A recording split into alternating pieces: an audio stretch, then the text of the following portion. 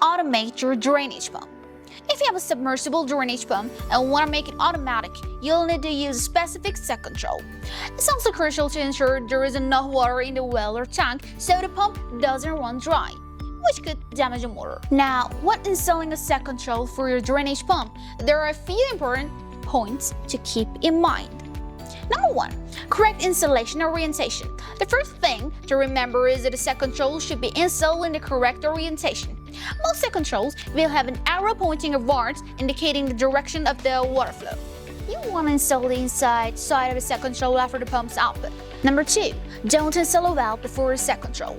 Make sure there is no valve installed before the set control. This applies to various drainage or ground pump. Installing a valve here can cause the set control to malfunction and display an error. Number 3. Install a check valve above the pump. At the top of the pump's output, always install a check valve. This is crucial to maintain pressure behind the set control and prevent water from flowing back into the pump. Number 4. Ensure a proper input pressure. The input pressure to the set control shouldn't be too low, as this can lead to errors and cause issues with performance. If you're looking for more details or need assistance with installation, head over to Fomco's website and reach out to our experts. We're happy to help.